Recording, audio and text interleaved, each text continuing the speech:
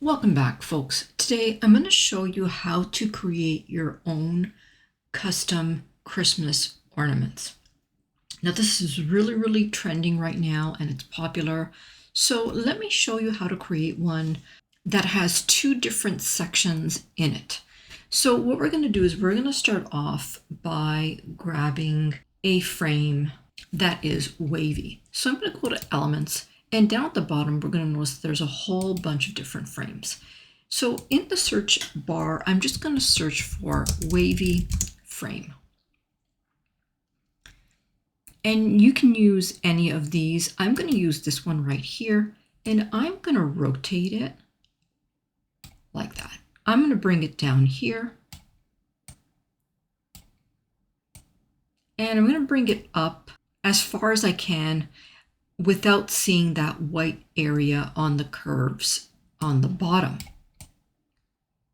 So I'll leave it like that, and I'm going to go searching for some paper. So I'll go back out, I'll go to Elements, and I'm just going to search for some old paper. I'll go into See All,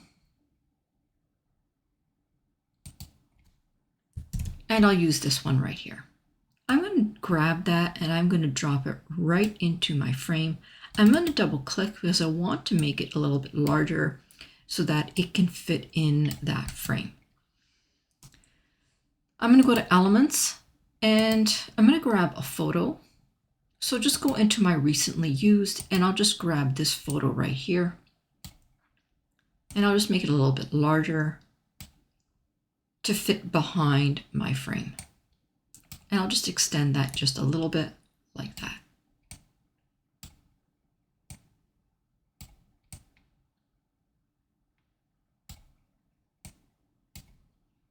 And I'll leave it like that. I'll go to Position and Layers, and I'm going to bring that photo behind that vintage paper like that.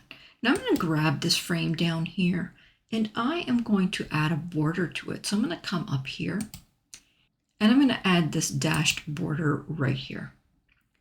Let me make this a little bit larger because I don't want to see the border on the ends.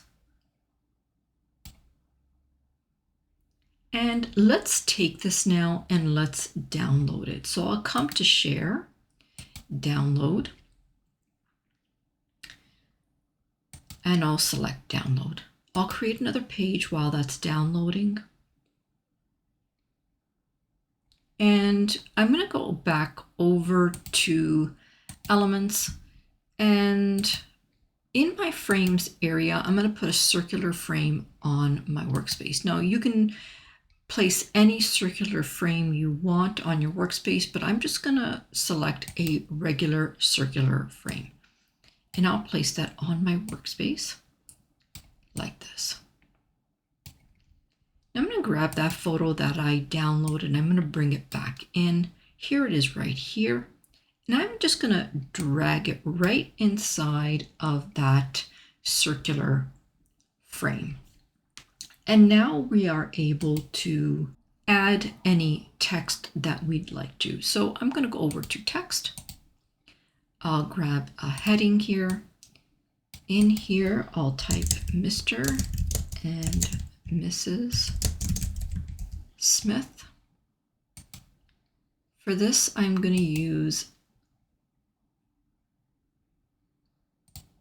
a font called Lakirti 1, and I'll just make that a little bit smaller and put it in the center like that. Let's add some more text.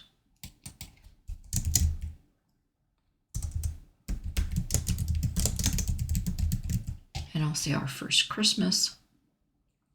For this text, I'm going to change it to League Spartan. That's what it looks like. And for the last text, I'll put 2025. And I'm going to change that font to Oleo Script. This is what it looks like right here. I'm just going to center this.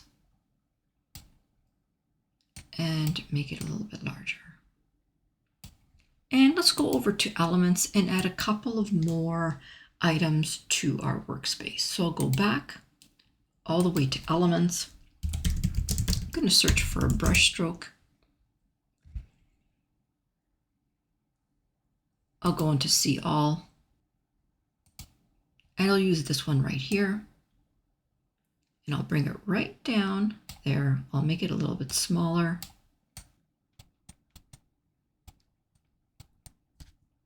And I'll change the color to red. Let's make it a little bit darker. So I'll just change that color chooser to that shade. And if you want, you can also change the color of the text to white like that. Let's add a bow. So I'm going to go back to Elements and I'm going to search for a red bow. I'm going to grab this one right here and I'm going to place it on my workspace. Now, that is the dreaded drag and drop frame syndrome. And if you want to avoid your elements mistakenly going into a frame, what you can do is you can grab your frame, and at the top you're going to notice a locking element. If you click that twice, so I've got that lock, the first lock on. Now I'm going to lock editing one more time, and now I can grab elements and I can move it anywhere I want without it accidentally dropping into that frame. I just learned this recently, believe it or not, and I wanted to pass it on to you because I know a lot of you struggle with the same thing happening to you. So I'm just going to leave that little ribbon right there. Now, if you want to skip the hassle of having to create your design, downloading it, and then uploading it back into Canva to slip into a drag and drop frame, I do have some custom made frames that are in the design of an ornament. They're 2- and 3-piece frames that you can use for your ornaments, and they are unique to my shop. And I will leave that link in the comments for you to take a look and see whether that's something that you are interested in. But it is definitely not necessary to have custom made frames. You can do this all on your own using what's available in Canva.